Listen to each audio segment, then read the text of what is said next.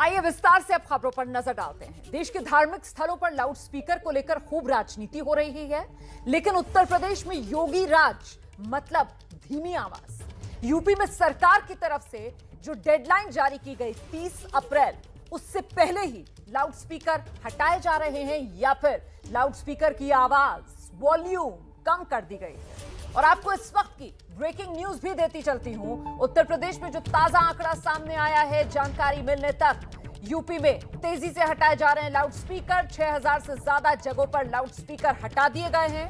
यह आज 27 अप्रैल दोपहर तक का आंकड़ा है, जबकि करीब 30,000 जगहों पर लाउड स्पीकर की आवाज कम कर दी गई है। निष्पक्ष तरीके से यह कार्रवाई की जा रही है। सभी धार्मिक स्थल, चाहे मंदिर हो या मस्जिद हो, वहां पर एक ही तरीके से यह नियम लागू करवाया जा रहा है। और सबसे खास बात यह है कि इसमें प्रशासन की तरफ से कोई जोर जबरदस्ती नहीं की जा रही। धार्मिक स्थल अपनी मर्जी से लाउड स्पीकर्स की संख्या या तो कम कर रहे हैं या फिर उसकी आवाज धीमी कर रहे हैं। कहीं लाउड स्पीकर उतारे जा रहे हैं, कहीं कम हो गई है लाउड स्पीकर की तादाद, और तो कहीं धीमी हो गई लाउड स्पीकर की आवाज। देश के ज्यादातर हिस्सों में जब लाउड स्पीकर की आवाज पर सियासी शोर मचा, तो यूपी के हर शहर से ऐसी ही तस्वीरें सामने आ रही हैं। सीएम योगी के निर्देश पर पूरे प्रदेश में अवैध लाउड स्पीकर हटाए जा रहे हैं। सबसे खास बात यह है कि कई जगहों पर धार्मिक स्थलों ने खुद ही पहल करते हुए लाउड स्पीकर की आवाज कम कर दी। सीएम योगी जिस गोरखनाथ मंदिर के महंत हैं, वहां मिसाल पेश करते हुए लाउड स्पीकर की संख्या और आवाज कम करने के साथ लाउड स्पीकर को मंदिर की तरफ घुमा दिया गया है, यानी आवाज ज्यादा बाहर नहीं जाएगी। पुरानी परंपराओं को बरकरार रखा जाएगा, नई परंपरा, नया स्थापन नहीं होगा। कहीं पे भी अवैध रूप से लाउड स्पीकर का स्थापना हम अलाउ नहीं करेंगे। गोरखनाथ मंदिर के पास ही राम जानकी मंदिर और जहानाबाद मोहल्ले की मस्जिद, दोनों जगह लाउड स्पीकर की संख्या और आवाज दोनों कम कर दी गई, और मस्जिद हो या मंदिर, एक सुर में सीएम योगी की तारीफ की जा रही है। माननीय मुख्यमंत्री जी का जो भी आदेश है उसका सिरोधार्य है, क्योंकि वो राज्य हित के लिए, राष्ट्र हित के लिए ही ये नियम लागू किया है उन्होंने। जिस तरीके से उन्होंने गोरखपुर में गंगा जमुनी तहजीब को बरकरार रखा है, हम ये कोशिश करेंगे कि हम जो है उनके हुक्म को माने। तो हम ये कोशिश करेंगे, बल्कि हम पूरी कोशिश करेंगे कि जो हुकूमत ने जो फैसला उस पर अमल करे और जो लाउड स्पीकर की जो आवाज़ है उसको सीमित रखे। प्रशासन अपनी तरफ से भी अवैध लाउड स्पीकर तो हटा ही रहा है। कई जगहों पर धार्मिक स्थलों ने खुद पहल करते हुए लाउड स्पीकर की संख्या कम कर दी है। शहर के चौक इलाके में जामा मस्जिद स्थित है। कल तक यहाँ मस्जिद की छत पर 6 लाउड स्पीकर लगा करते थे, लेकिन मुख्यमंत्री योगी आदित्यनाथ की अपील, उनके निर्देश के बाद यहाँ की मस्जिद इंतजामिया कमेटी ने 4 स्पीकर को हटा दिया है।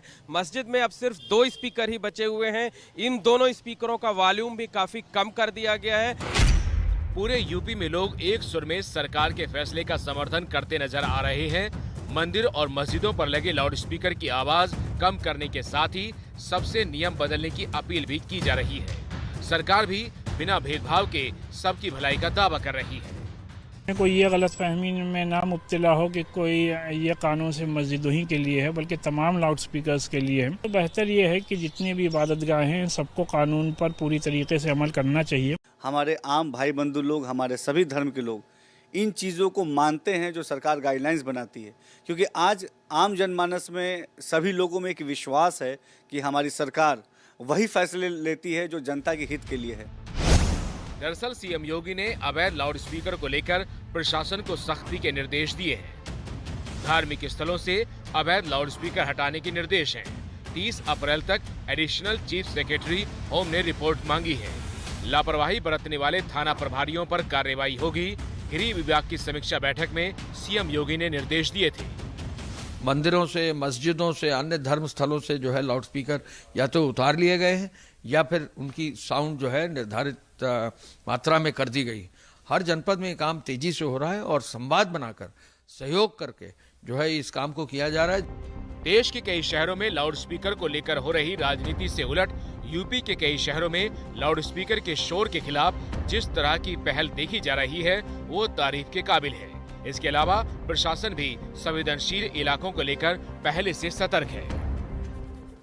तो महत्वपूर्ण यही है कि उत्तर प्रदेश में संवाद और सहयोग के जरिए लाउडस्पीकर पर बिना किसी सियासी शोर के ये कदम जो उठाया जा रहा है साबित कर रहा है कि उत्तर प्रदेश में योगी सरकार का इकबाल बुलंद है। और इसी तरीके से उत्तर प्रदेश की सड़कों पर नमाज पढ़ने को लेकर भी मनाही हो गई है। कई जिलों में प्रशासन जो है वो पीस कमेटी के साथ मीटिंग करके तय करवा रहा है कि नमाज सार्वजनिक जगहों पर न पढ़ी जाए।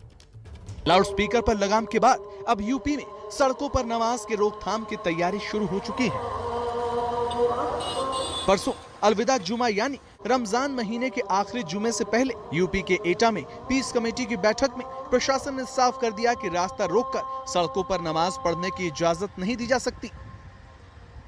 इसी के संबंध में शासन के निर्देश है कि यातायात किसी भी प्रकार का बाधित न हो, चाहे वो अलविदा की नमाज हो, चाहे ईद की नमाज हो, चाहे कोई भी किसी भी प्रकार का प्रोग्राम हो, किसी भी धर्म का। प्रशासन की तरफ से स्पष्ट कर दिया गया है कि किसी भी धार्मिक आयोजन के नाम पर ट्रैफिक को प्रभावित नहीं किया जा सकता है। इसके लिए एटा के भीड़ भाड़ वाले इलाके में पुलिस ने फ्लैग मार्च भी किया। एटा के अलावा गाजीपुर में भी भीड़ ज्यादा होने पर 2 शिफ्ट में ईद की नमाज पढ़ने का ऐलान किया गया है। दरअसल सीएम योगी आदित्यनाथ की तरफ से निर्देश दिए गए हैं कि किसी भी धार्मिक उत्सव में भीड़ धर्मस्थल परिसर से बाहर न आए। बीते शुक्रवार आगरा में बिना इजाजत सड़क पर नमाज पढ़ने को लेकर करीब 150 लोगों पर मुकदमा दर्ज किया गया था, जिसके बाद पूरे प्रदेश में अब सड़कों पर नमाज या किसी भी धार्मिक आयोजन को लेकर प्रशासन अलर्ट पर है। देश में हनुमान चालीसा लाउडस्पीकर को लेकर मचे हंगामे के बीच कल बीजेपी प्रवक्ता अमित मालवीय ने भी सड़कों पर नमाज का मुद्दा उठाया था। दशकों से सड़कों पर नमाज पढ़ी जाती है। हर रोज 5 बार आजान लाउडस्पीकर से दी जाती है, तब किसी को कोई दिक्कत नहीं हुई। मुसलमान सड़कों पर नमाज पढ़े उस पर आपको आपत्ति नहीं है, लेकिन अगर कोई हनुमान चालीसा करना चाहता है तो वो घर में बैठ के हनुमान चालीसा पढ़े। इससे पहले पार्कों में और खुले में नमाज को लेकर गुरुग्राम में कई बार बवाल हो चुका है, लेकिन यूपी में योगी सरकार की तरफ से नियमों का सख्ती से पालन करवाने के निर्देश के बाद अब सड़कों पर धार्मिक कार्यक्रमों पर ब्रेक लगना शुरू हो चुका है। तो खुले में नमाज से लेकर लाउडस्पीकर तक कुछ विवाद ऐसे जो अब सुलझते हुए नजर आ रहे हैं, वहीं कुछ विवाद ऐसे भी हैं जो बढ़ रहे हैं। इन्हीं में से एक है एक देश एक कानून का विवाद, यानी यूनिफॉर्म सिविल कोड का मामला। बीजेपी नेता यूनिफॉर्म सिविल कोड के समर्थन में बयान दे रहे हैं और मुस्लिम नेता कानून को मुस्लिम विरोधी बताकर इसके खिलाफ मोर्चा संभाल रहे हैं। अजान और हनुमान चालीसा विवाद के बीच देश में यूनिफॉर्म सिविल कोड को लेकर भी चर्चा गर्म है। बीजेपी के बड़े नेताओं के बयान के बाद all India Muslim personal law board ने बयान जारी कर विरोध जताया है। संगठन की ओर से जारी बयान में लिखा गया है, समान नागरिक संहिता का राग अलापना असामयिक बयानबाजी के अतिरिक्त कुछ नहीं है। प्रत्येक व्यक्ति जानता है कि इसका उद्देश्य बढ़ती महंगाई, गिरती हुई अर्थव्यवस्था और बेरोजगारी जैसे मुद्दों से ध्यान भटकाना और घृणा के एजेंडे को बढ़ावा देना है। सरकार इस प्रदेश और देश में है, उनका ये असल मुद्दा नहीं है, बल्कि मुद्दा सियासी है। ये पॉलिटिकल स्टंट है उनका। आप कह रहे हैं ये सियासी शिगुफा है? हाँ, शिगुफा नहीं कहता हूँ, मुद्दा कहता हूँ। बनाए हुए हैं, आज से नहीं, 70 साल से बनाए हुए हैं। जब मधोक जी और वाजपेयी जी थे और बाद में वाजपेयी जी और आडवाणी जी आए, ये तो हमेशा से उनका मुद्दा था। इसलिए कि इन्हें अगर ये मुद्दे नहीं बनाएंगे तो फिर इनको ऑक्सीजन कहाँ से मिलेगी। इसी तरह की बात यूसीसी का विरोध कर रही समाजवादी पार्टी भी कर रही है। हम समाजवादी पार्टी का स्पष्ट रुख है कि हम इसका विरोध करते हैं। भारतीय जनता पार्टी जब कोई मुद्दा लेके आती है, चाहे वो सीए एनआरसी को लेके आई हो या कॉमन सिविल कोड को लेके आई है, हम हमेशा उसकी नीयत पे सवाल उठते हैं। जबकि यूपी के अल्पसंख्यक कल्याण मंत्री दानिश आजाद कह रहे हैं कि सरकार देश हित में सोच रही है। आज सबके अंदर एक विश्वास है कि हम जो भी फैसले लेते हैं वो आम जनमानस के हित के लिए लेते हैं, बिना किसी भेदभाव के और बिना किसी लाग लपेट के लेते हैं। हमारी साफ नीयत और हमारी जो विकासवादी सोच है, इसको सभी लोगों ने एक्सेप्ट किया है। इस वक्त हमारे देश में धर्म और परंपरा के नाम पर अलग नियमों की मानने की छूट है, लेकिन इस कानून का मतलब है जाति धर्म परंपरा के आधार पर कोई रियायत नहीं, किसी समुदाय विशेष के लिए अलग से नियम नहीं। शादी तलाक का देश में एक ही नियम होगा। संपत्ति के बंटवारे में भी अलग अलग नियम नहीं। बीजेपी अपने घोषणा पत्र के तमाम बड़े वादों पर काम कर चुकी है। अब यूनिफॉर्म सिविल कोड ही वो एक बड़ा मुद्दा है जो बीजेपी का सबसे पुराना एजेंडा है और लागू करना बाकी है। राजस्थान में चुनाव अगले साल हैं, लेकिन सियासी पारा अभी से गर्म है। मंदिर पॉलिटिक्स के नाम सियासी पार्टियां अपनी अपनी रणनीति को धार दे रही हैं। आज अलवर में हिंदू संगठनों ने शिव मंदिर पर चले बुलडोजर के विरोध में आक्रोश रैली निकाली। बीजेपी ने प्रेस कॉन्फ्रेंस कर गहलोत सरकार को निशाने पर लिया।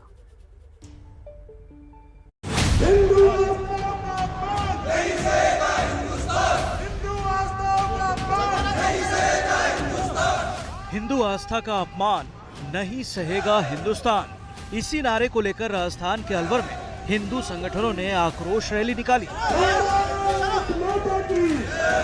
इस प्रदर्शन की अगुवाई अलवर के बीजेपी सांसद महंत बालकनाथ ने की। अलवर के राजगढ़ के सड़कों से होते हुए ये प्रदर्शन कलेक्टर के ऑफिस तक पहुंचा, जहां लोगों ने कलेक्टर ऑफिस का घेराव किया और जमकर नारेबाजी की। इस प्रदर्शन में हिंदू संगठन के संसाधुओं के साथ साथ आम जनता भी शामिल हुई। और हमारा इसके प्रति बहुत जबरदस्त आक्रोश है कि मंदिर तोड़ दिए गए 300 साल पुराने। हम लोग प्रशासन से उम्मीद करते हैं कि वो हमारे आस्था का जो सवाल है उसका मान रखते हुए जो भी कार्यकर्ता कांग्रेस कार्यकर्ता ने जो गलत ऑर्डर दिए हैं उन सबको सस्पेंड किया जाए। बता दें कि अलवर में हिंदू आक्रोश रैली 300 साल पुराने 3 शिव मंदिरों पर बुलडोजर चलाने के विरोध में निकाली गई है। 17 अप्रैल को नगरपालिका प्रशासन ने राजगढ़ में विकास के नाम पर कार्रवाई की थी, जिसके बाद अलवर के इस मामले ने तूल पकड़ लिया था। मामले में गहलोत सरकार ने कार्रवाई करते हुए राजगढ़ के नगरपालिका अध्यक्ष समेत 3 लोगों को सस्पेंड कर दिया है। अधिशासी अधिकारी बनवारी लाल मीणा और एसडीएम केशव कुमार मीणा पर भी गाज गिरी है, लेकिन इस पूरे मामले पर सियासत गर्म है और इसकी गूंज अब पूरे देश में सुनाई दे रही है। इस तरीके की समाज के सद्भाव को बिगड़ने की कोशिश हुई और एक बार नहीं, एक लंबी फहरिस्त है। पार्टी के हमारे अनेक डेलीगेशंस ने जगह जगह जाके वहां तथ्यपरक जांच की और उस जांच में ये सरकार सीधे सीधे जनता की अदालत में दोषी पाती है। तरीके की परिस्थितियां राजस्थान में बनी, उसमें राजस्थान के मुख्यमंत्री जो गृह मंत्री अपनी जिम्मेवारी से बच नहीं सकते। कांग्रेस का कहना है कि बीजेपी जानबूझकर मामले पर राजनीति करने का काम कर रही है। राजस्थान में अगले साल विधानसभा चुनाव होने वाले हैं, लिहाजा कांग्रेस और बीजेपी मामले पर आमने सामने हैं। लेकिन बड़ा सवाल यह है कि आखिरकार अलवर की यह आग कब बुझेगी। आज पटना से एक बेहद दिलचस्प तस्वीर सामने आई। आरजेडी के विधायक लालू यादव के बड़े बेटे तेज प्रताप यादव ने फेसबुक पर एक वीडियो शेयर किया। इस वीडियो में एक यूट्यूबर नजर आ रहा है, कथित तौर पर तेज प्रताप का इंटरव्यू लेने आया था। उसे वो एक्सपोज करने के लिए खुफिया तरीके से वीडियो बना रहे हैं, लेकिन वो ब्लॉगर एन वक्त पर भाग जाता है और तेज प्रताप कैमरे के साथ उसका पीछा करते हैं। जिस यूट्यूबर को तेज प्रताप एक्सपोज करने का दावा कर रहे हैं वो पहले से ही काफी विवादों में भी रहा है। तेज प्रताप का कहना है कि इसी यूट्यूबर की वजह से उनकी बदनामी हो रही है। मैं आपको सच्चाई दिखाना चाहता हूँ कि किस तरीके से हमको बदनाम किया जाता है। ये जो वेद प्रकाश हैं जो अपने आप को नाराज है क्या सर? हैं? नाराज है क्या? किससे? नहीं तो नाराज काहे होंगे? पहले तो आप मिले ही थे हमसे ना। हाँ, किए नहीं थे। थोड़ा इसको और इसको बाहर रख दीजिए, थोड़ा 2 मिनट बात करेंगे आपसे। हाँ, इसको रख दीजिए, दे दीजिए, इनको दे दीजिए।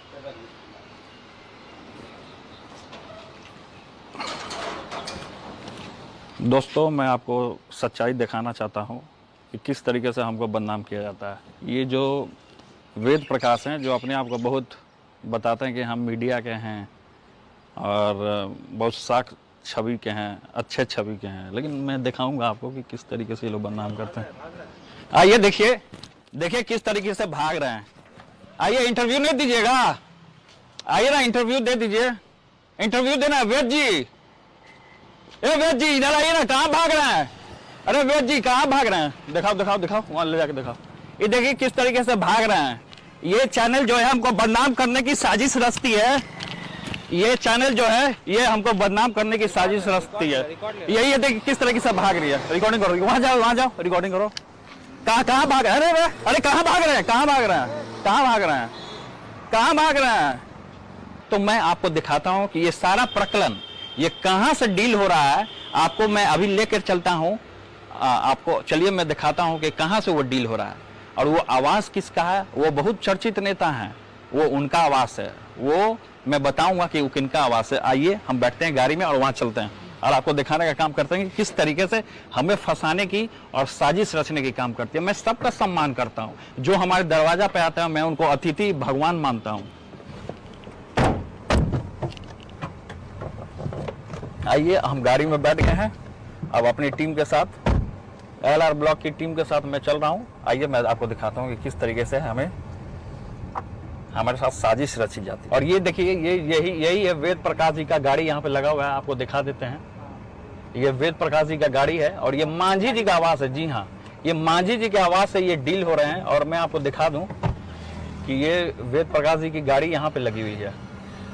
वेद प्रकाश जी की ये गाड़ी आपने देखा, यही इसी गाड़ी से हुआ थे हमारे आवास पे। ये गाड़ी यहाँ मांझी जी के आवास पे लगी हुई है। तो ये यहाँ से ये डील हो रहे हैं, यहाँ से ये डील हो रहे हैं और यही पत्रकार बैठे हुए हैं। ये लोग साजिश रच रहे हैं पूरे तरीके से लालू परिवार को बदनाम करने की। और बहुत बड़ा इनके प्रवक्ता जो है बहुत बड़ा डींग हाँक रहे थे। और किस तरीके से ये साजिश रची जा रही है, आप देख रहे हैं किस तरीके से साजिश रची, अवैध तरीके से हमें बदनाम करने की साजिश रची जा रही है। और अब बात राणा की राजनीति की। देश की राजनीति में नवनीत राणा चर्चा में है। बीजेपी का भी नवनीत को फुल सपोर्ट मिल रहा है। तो सवाल ये, क्या बीजेपी नवनीत राणा में अपना कोई भविष्य महाराष्ट्र में देख रही है? यह सवाल चर्चा में इसलिए है क्योंकि महाराष्ट्र में बीजेपी को शिवसेना का विकल्प तैयार करना है। और यह तभी हो पाएगा जब पार्टी छोटे छोटे ताकतवर ग्रुप्स को जोड़कर हिंदुत्व का एक नया कॉकटेल लीडरशिप तैयार करे।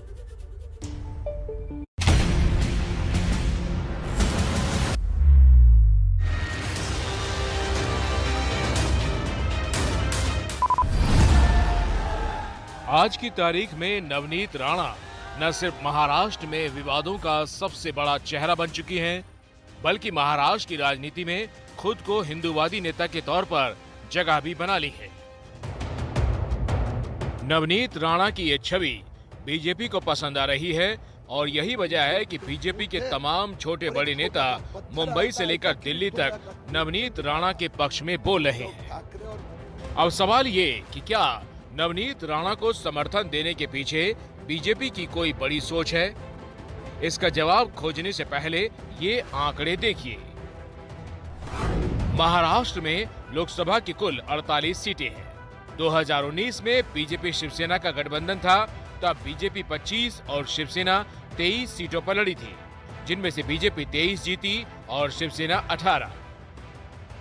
अब जिन सीटों पर बीजेपी के साथ गठबंधन करके शिवसेना लड़ती थी, उन सीटों पर बीजेपी को मजबूत चेहरों की जरूरत है। और राजनीतिक गलियारों में चर्चा इस बात की है कि जिस तरह से हिंदुत्व की पिच पर आकर राज ठाकरे बैटिंग कर रहे हैं, आने वाले दिनों में उनका बीजेपी से गठबंधन हो सकता है। राज ठाकरे की मुंबई और आसपास के इलाके में अच्छी पकड़ है, लेकिन राज्य के दूसरे इलाकों में शिवसेना से टक्कर लेने के लिए बीजेपी को और लोगों की जरूरत होगी। ऐसे में नवनीत राणा भी राज्य के एक इलाके में बीजेपी का भविष्य हो सकती है। बीजेपी की सहयोगी पार्टी आरपीआई के प्रमुख और केंद्रीय मंत्री रामदास आठवले को भी नवनीत राणा से हमदर्दी है। मुझे लगता है कि ये नवनीत राणा दलित समाज की है, वो रिजर्व सीट पर चुनकर अमरावती से आई है और उनके ऊपर अन्याय बिल्कुल नहीं होना चाहिए। पुलिस ने उनको पकड़कर अन्याय किया है। ठीक बात है, वहाँ मुख्यमंत्री के घर पर अगर वो जाकर वो हनुमान चालीसा पढ़ना चाहते थे तो उनको वहाँ से रोकना, ये हम समझ सकते हैं। लेकिन उनको जेल में डालना ये बहुत बड़ा अन्याय हुआ है। और ये हिटलरशाही दिखाने का काम ठाकरे सरकार का कर रही है। इसीलिए मुझे लगता है कि नवनीत राणा पर बहुत बड़ा अन्याय हुआ है, रवि राणा पर बहुत बड़ा अन्याय हुआ है और जल्दी जल्दी उनको रिहा मिलनी चाहिए और जो राजद्रोह का गुना लगाया है उसको निकालना चाहिए। नवनीत राणा अमरावती से निर्दलीय सांसद हैं, जिन्होंने शिवसेना के दिग्गज नेता को हराया था। 2019 में नवनीत राणा को यहां 5,10,000 वोट मिले थे, जबकि शिवसेना उम्मीदवार को 4,73,000 वोट मिले। नवनीत राणा भले ही 2019 में उम्मीदवार निर्दलीय थी, लेकिन चुनाव में एनसीपी ने समर्थन दिया था।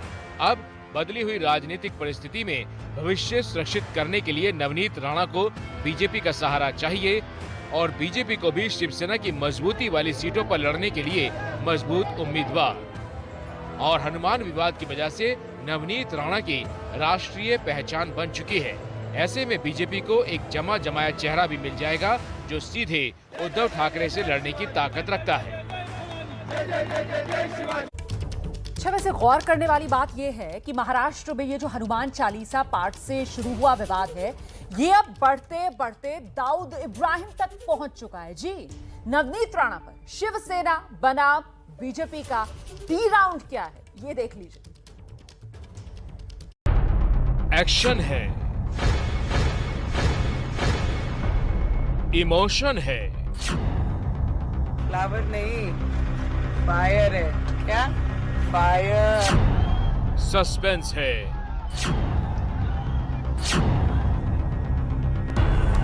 और ग्लैमर वाली इस कहानी में अब गैंगस्टर भी है। काफी गुस्से में दिखाई दे रही हैं। महाराष्ट्र का एक और विवाद और एक बार फिर डी कंपनी यानी दाऊद इब्राहिम की एंट्री हो चुकी है। महाराष्ट्र में हनुमान चालीसा पाठ पर शुरू हुए बवाल में किसी फिल्मी कहानी की तरह नए नए ट्विस्ट आ रहे हैं। मातोश्री के बाहर हनुमान चालीसा से शुरू हुए विवाद के तार अब दाऊद के दरवाजे तक पहुंच गए। महाराष्ट्र में मचे कोहराम में नया किरदार है यूसुफ लकड़ावाला, जो दाऊद का करीबी हुआ करता था। पूर्व पीएम राजीव गांधी, एनसीपी अध्यक्ष शरद पवार और महाराष्ट्र के पूर्व सीएम विलासराव देशमुख के साथ लकड़ावाला की तस्वीरें जारी करके बीजेपी ने संजय राउत से सवाल पूछा है कि अब क्या करना है इन पर। कहानी को साफ तरीके से समझाने के लिए आपको सिलसिलेवार ढंग से बताते हैं। दरअसल संजय राउत ने आरोप लगाया कि नवनीत राणा ने दाऊद से जुड़े यूसुफ लकड़ावाला से 80 लाख रुपए लिए, लेकिन उन पर कोई कार्रवाई नहीं की गई। अब राउत के आरोपों के जवाब में बीजेपी ने यूसुफ लकड़ावाला की फोटो एल्बम ही जारी कर दी। लकड़ावाला के जिसके साथ आर्थिक व्यवहार हो गए थे, फिनेंशियल ट्रांजैक्शन हुए थे, वो सबकी जांच हो गई। लेकिन एक ट्रांजैक्शन ऐसा था जो नवनीत राणा के साथ हुआ था 80 लाख, उसकी जांच क्यों नहीं हो गई?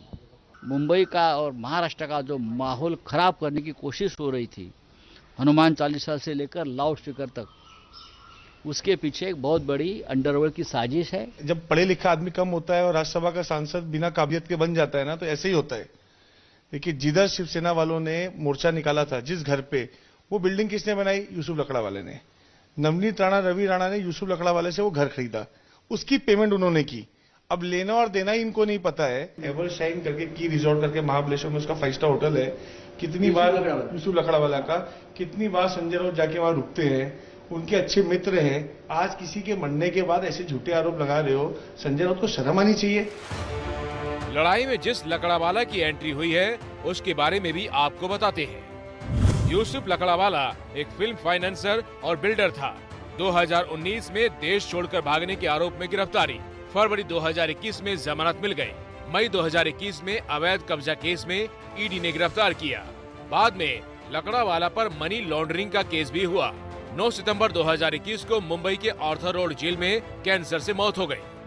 नवनीत राणा ने अपने हलफनामे में लकड़ावाला से 80 लाख रुपए लेने की बात कही है, जिसके आधार पर संजय राउत आरोप लगा रहे हैं। लेकिन शक ये भी है कि संजय राउत जिस लकड़ावाला की बात कर रहे हैं, वो कोई और है।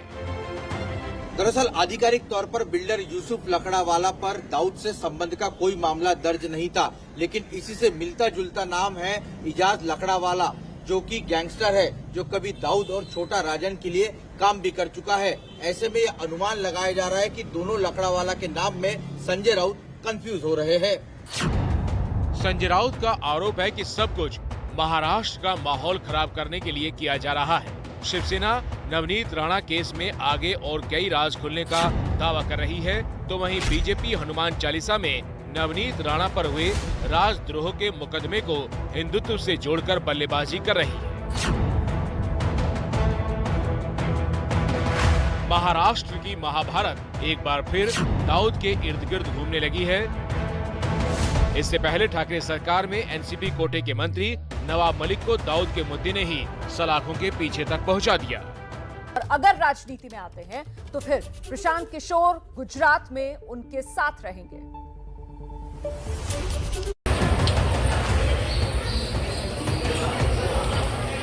ये वही नरेश पटेल हैं जिन्हें आगे कर कांग्रेस गुजरात में लड़ने की तैयारी कर रही है।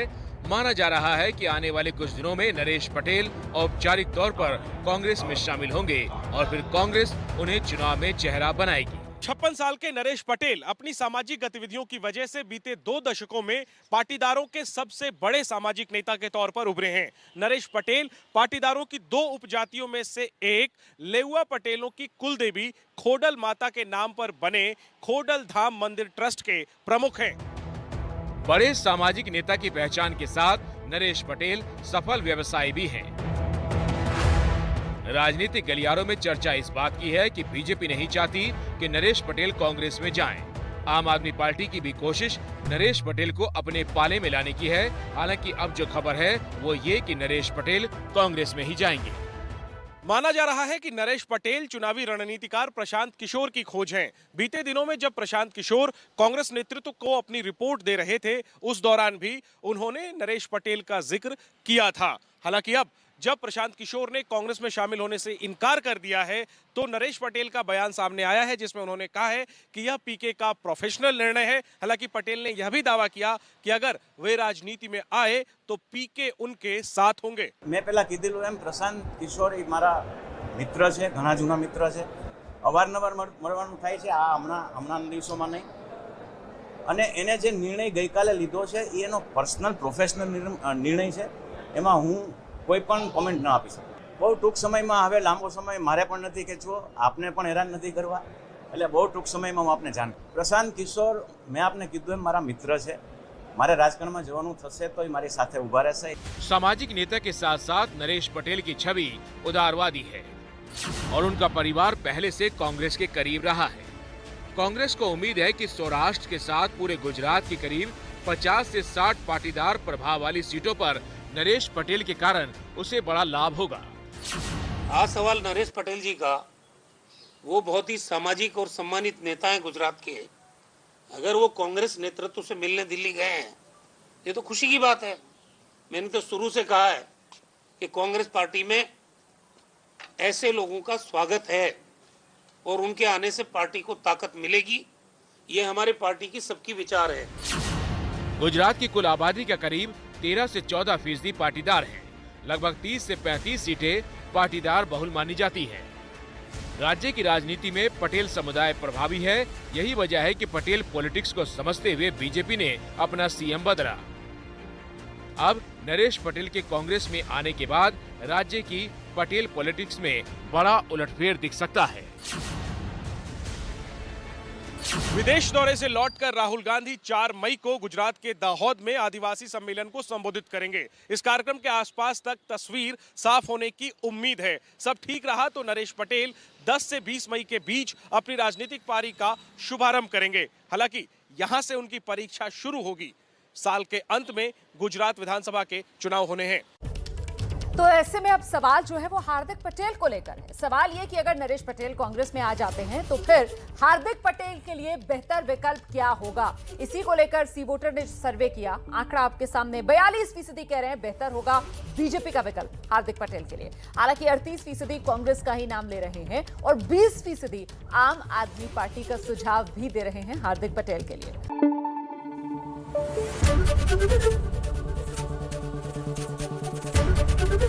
एबीपी न्यूज आपको रखे आगे।